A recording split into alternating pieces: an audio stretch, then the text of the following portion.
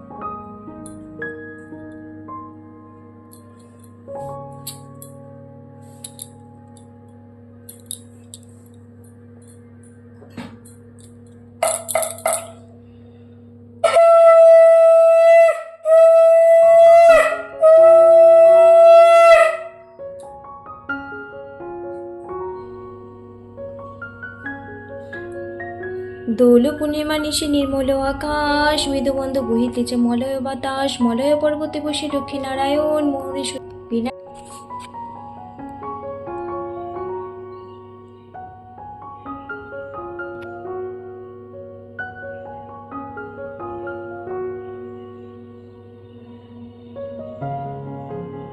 তুলসী তলাতে চলে এলাম জল ঢেলে, তুলসী বিনা। এখন বাজে দুপুর 2:30, আমাদের খাওয়া দাওয়া হয়ে গেছে। মেয়েকেও স্কুল থেকে নিয়ে এসে স্নান করিয়ে দিয়ে এই যে খাইয়ে নিয়ে ঘুম পাড়িয়ে দিচ্ছি। দেখো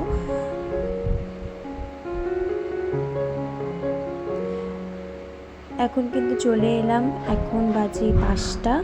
তো মেয়ে কিন্তু উঠে পড়েছে ঘুম থেকে, ওকে দুধ বিস্কুট খাইয়ে নিয়ে এই যে ম্যাম চলে এসেছে পড়াতে, ও পড়তে থাকুক ততক্ষণে।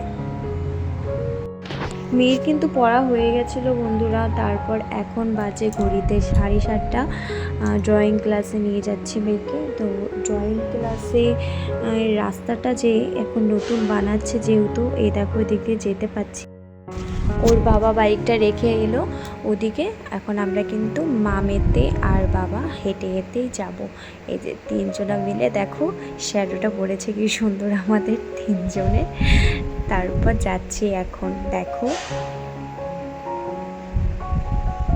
এদিকটা একদম টোটালি বন্ধ রয়েছে, কারণ রাস্তা হচ্ছে যেহেতু, পা তারপর বড় গাড়ি পড়লে রাস্তাটা ভেঙে যেতে পারে।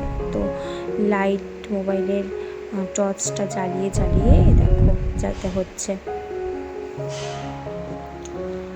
মেয়েকে কিন্তু ড্রয়িং ক্লাসে দিয়ে এসে তো পরে 1 ঘন্টার মতন ছিল যেহেতু, তো বাড়িতে আর যাওয়া হয়নি বন্ধুরা।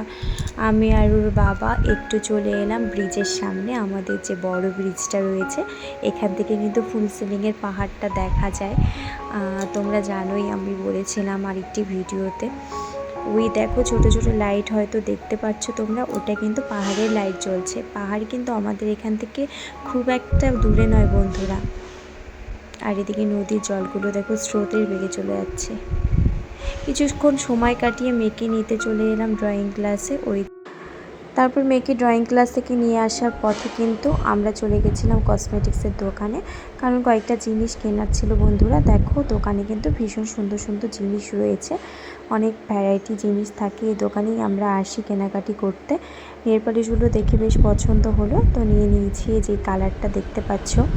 আর মেয়ের জন্য ক্লিপ, টিপের পাতা, সিঁদুর ছিল নেওয়ার মতো, তাই জন্য এইসব নিয়ে নিয়েছিলাম। আর একটা জিনিস নিতে এসেছি, মেন যেটা, আমার একটা ফলস নাকের। কারণ আমার এক জামাইবাবু, ইউটিউবে জামাইবাবু আমাকে কমেন্ট করেছিল, ওনার সাথে পরিচয় হয়েছে, বৃথিকা দিদিভাইয়ের হাজব্যান্ড, নাম হচ্ছে সূর্য জামাইবাবু। আমাকে বলেছিল, শালি তুমি একটা নাকের নোলক পরবে, একটা ভিডিও ছাড়বে, তাহলে আমি খুব ভালো লাগবে আর কি আমাদের। তো বৃথিকা দিদিভাই আর জামাইবাবুর রিকোয়েস্টে কিন্তু আমি এই যে নাকেরটা কিনে নিয়েছি। তোমরাই কমেন্ট করে বলো বন্ধুরা নাকের নোলকটা কেমন হয়েছে। জানি না আমাকে নাকের নোলকটা পরলে কেমন লাগবে ভিডিওতে, দেখে নিও তোমরা, কমেন্ট করো অবশ্যই কেমন হয়েছে। তো রিকোয়েস্ট রাখার জন্য আমি এই যে নোলকটা কিনে নিচ্ছি।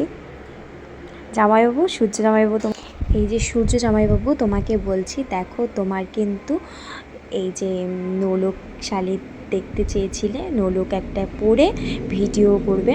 তো আমার যেহেতু নাকের ফুটো নেই জামাইবাবু, নিচের যে নাকের ওটা নেই, আমার সাইডে যেটা বাঁ পাশে ফটো করা আছে নাকের, তো তোমার রিকোয়েস্টে কিন্তু এই যে নাকেরটা আমি কিনে নিয়েছি, আমি ভিডিওটা দেবো। তো বন্ধুরা, আমার ভিডিও যদি আপনাদের ভালো লেগে থাকে, লাইক, কমেন্ট, শেয়ার করতে একদম ভুলবেন না। পাশে থাকার বেল আইকনটা ক্লিক করে রাখবেন, যাতে সবার আগে ভিডিও আপনার কাছে গিয়ে পৌঁছায়।